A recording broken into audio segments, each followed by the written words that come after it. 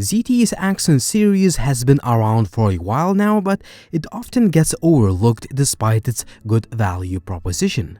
As a matter of fact, I still have the ZTE Axon 7 from 2016. This all-metal phone still works great even after 6 years, which shows longevity of the ZTE's devices. The €830 Axon 40 Ultra has the third generation under-the-display selfie camera that allows the user to have a true full-screen experience without any notches or cutouts. I have to agree with the ZTE's intentions here. The 6.8-inch AMOLED curved display is beautiful to look at. This 120Hz panel is tack-sharp, it is vibrant, and the lack of any type of cutout for a selfie camera makes it perfect for watching videos, playing games, or consuming any other content. The downside is that 16 megapixels under the display selfie camera has improved a lot compared to previous generation hidden selfie shooters, but it is not very good compared to traditional cameras, no matter if you take images in good light in auto or portrait mode. Low light camera performance leaves a lot to be desired too. For the selfie video quality, check it yourself. Using a selfie shooter of the ZTE Axon 40 Ultra. To compensate average selfie camera quality, ZTE implemented a unique triple camera system that has three 64-megapixel sensors, a 16mm equivalent wide-angle and macro 2-in-1 shooter, a 35mm equivalent main camera, and a 91mm equivalent periscope telephoto shooter. This sensor provides 3.5x optical zoom compared to the main lens, or 5.7x overall zoom compared to the wide-angle camera. I found the image quality to be very nice out of all camera sensors. The main camera provides a unique 35mm look compared to flagship smartphone cameras that use focal lengths ranging from 23 to 28mm. To my eyes, the main camera produces the best quality photos, but the wide-angle shooter is also very good. The optical zoom lens is a little bit worse, but it still produces nice quality pictures. All camera lenses produce images with plenty of detail, the images look sharp, and in general, this versatile camera setup produces really good quality photos.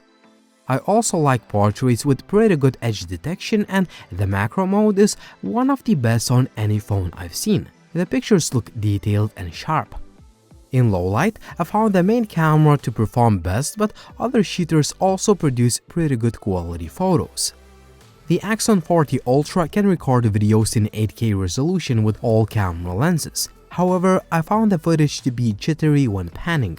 That's why I suggest to stick to the 4K 30 or 60 FPS modes for a nice, stable and smooth handheld video. Also, use the main lens for the best quality. There is also a 4K 120 FPS mode, which is very useful for slowing down the footage in post, but it's also a bit jittery when panning, at least when shot handheld. There are quite a few shooting modes, but my favorite is a multi-camera mode that allows you to use up to 3 cameras at the same time in both photo and video modes.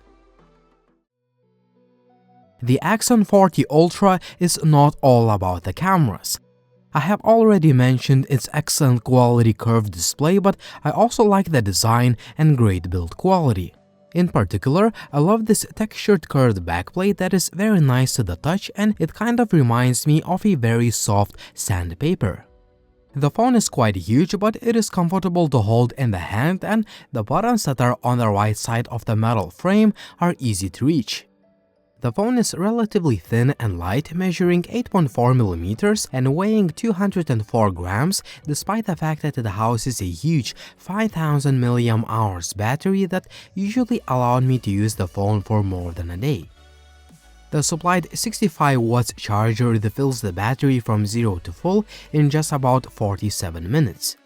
It's nice to see manufacturers still providing users with chargers and other goodies in their retail box. I found the under-the-screen fingerprint scanner to be accurate and fast, even though it is not the fastest I've seen. We have a speaker grill on the top and on the bottom of the device that combined produce pretty good sound quality. The Axon 40 Ultra ships with a flagship-grade Snapdragon 8 Gen 1 chipset, and my unit has 8GB of RAM and 128GB of non-expandable storage. There is also a higher-end model with 12GB of RAM and 256GB of storage. These specifications translate into very good day-to-day performance. ZTE's MyOS 12 that is built on top of Android 12 is fast and fluid. It's a customized skin that does have quite a few personalization options and settings to play with, but it's not overloaded with junk apps. On the other hand, there are quite a few settings in the UI that you may never use, but some users will definitely appreciate the options to tweak the phone. As far as gaming goes, the 40 Ultra offers flagship-grade performance. The Snapdragon 8 Gen 1 gets a little bit warm, but there are zero overheating or thermal throttling issues. All of the games I played on this device run without any issues. No skipped frames, no stutter, no lag. Top-notch gaming performance. All things considered, the ZTE Axon 40 Ultra is not perfect, mainly because the under-the-screen cameras haven't reached their prime yet, but it offers quite a lot of flagship phone qualities. The starting price of €830 in the EU gives you a phone with excellent screen without any notches and cutouts. The phone has a nice design and good build quality, the rear cameras are very good, the battery lasts a long time, and the phone offers flagship-grade overall performance.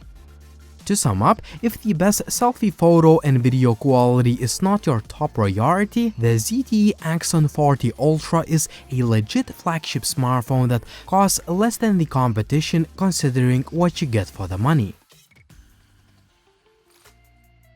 What do you think about the ZTE Axon 40 Ultra? Would you buy this device or would you choose another option? As always, like the video if you liked it, please subscribe to the channel if you haven't already, and as always, it was Linus, thank you for watching and see you soon.